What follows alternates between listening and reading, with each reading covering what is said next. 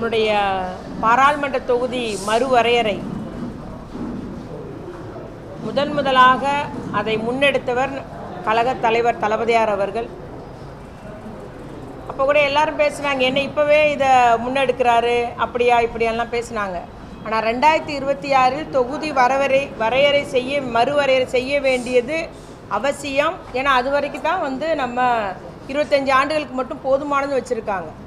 ஒருவேளை தொகுதி மறுவரை செய்கிறதுக்கு ஒரு கமிட்டி போட்டான்னு அப்புறம் ஒன்றும் சொல்ல முடியாது, அதுக்கப்புறம் ஒன்றுமே செய்ய முடியாது, சித்தம்போக்கு சிவன்போக்குன்னு போயிட்டுருக்கோம். அதனால தான் நம்முடைய முதலமைச்சர் அவர்கள் முன்னக்கூட்டியே இது மிக கட்டாயம், இது நம்முடைய தமிழர்களுடைய நலத்தின் மீது தமிழர்களுடைய உரிமையை பாதிக்கக்கூடியது, அது நம்முடைய மக்கள் நலத்தினை பாதிக்கக்கூடியதாக, இது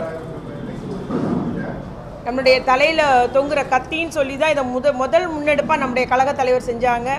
அதே போல் மார்ச் 5ஆம் தேதி அனைத்து கட்சி கூட்டம், தமிழ்நாட்டை சேர்ந்த அனைத்து கட்சி கூட்டத்தை கூட்டினார். கிட்டத்தட்ட 63 கட்சிகள் அழைக்கப்பட்டதில் 58 கட்சிகள், தமிழகத்தில் உள்ள அத்துணை கட்சிகள் அதில் கலந்துக்கிட்டாங்க. ஒரு ஆதரவு கிடைச்சது.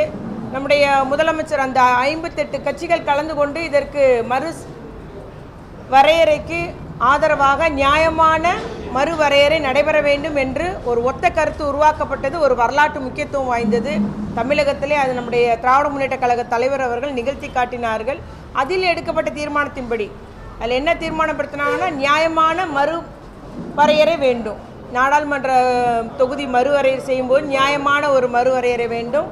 அதுபோல் இதற்காக தொடர் நடவடிக்கை எடுப்பதற்காக இந்த மறுவரையறையினால் பாதிக்கப்படுகிற பிற மாநிலங்களை இணைத்து ஒரு கூட்டு நடவடிக்கை குழு அமைத்து தொடர்ச்சியாக இதை நடவடிக்கை எடுத்து செல்ல வேண்டும் என்ற தீர்மானம் அந்த அனைத்து கட்சி கூட்டத்தில் எடுக்கப்பட்டது. அதன்படி மீண்டும் நம்முடைய மார்ச் 22ஆம் தேதி நம்முடைய கழகத் தலைவர் அவர்கள் கூட்டு நடவடிக்கை குழு கூட்டத்தை கூட்டினார்கள். அதில் 3 முதலமைச்சர்கள், ஒரு துணை முதலமைச்சர் மற்றும் முன்னாள் அமைச்சர்கள் உள்ளிட்ட 7 மாநிலங்களை சேர்ந்த, அதாவது நம்முடைய தமிழ்நாடு ஒன்று, அது போக தெலுங்கானா, கேரளா, கர்நாடகா, ஒடிசா, பஞ்சாப் போன்ற மாநிலங்களை சார்ந்த பெரிய கட்சி தலைவர்கள்லாம் அதில் கலந்து கொண்டு அவருடைய கருத்தை பகிர்ந்தார்கள்.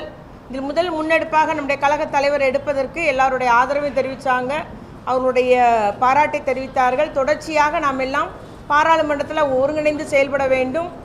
தொடர்ச்சியாக இது நம்முடைய மாநிலத்தின் உரிமைகளை பாதிக்காதபடி நாம் பார்த்து கொள்ள வேண்டும். நம்முடைய ஒன்றிய பாஜக அரசை வலியுறுத்த வேண்டும் என்றெல்லாம் அன்று முடிவு செய்யப்பட்டது. அதன்படி நம்முடைய பாராளுமன்ற உறுப்பினர் அத்துணை பேரும் பாராளுமன்றத்தில் குரல் கொடுத்தாங்க. ஆனால் எந்த பதிலும் சொல்லலை.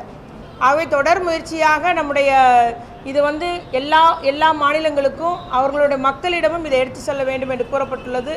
அதன்படி நம்முடைய தமிழகத்தை சார்ந்த நம்முடைய தமிழக மக்கள் அத்துணை பேருமே நீங்கள் இது நம்முடைய சேர்ந்து போராட வேண்டும். ஏனென்றால் நம்முடைய பிரதிநிதித்துவம் பாதிக்கப்படுது, நம்முடைய உரிமை பாதிக்கப்படுது, நம்ம குரலற்றவர்களாக ஆகிவிடுவோம். நமக்கு தொகுதி குறையுதுன்னா இப்போவே ஒவ்வொரு மக்களுடைய கோரிக்கை நிலைநாட்டுவதிலும் சரி, பாராளுமன்றத்தில் குரல் கொடுப்பதிலும் இப்போவே கண்டும் காணாமல் இருக்கிறது ஒரு ஒன்றிய அரசு, பாஜக அரசு.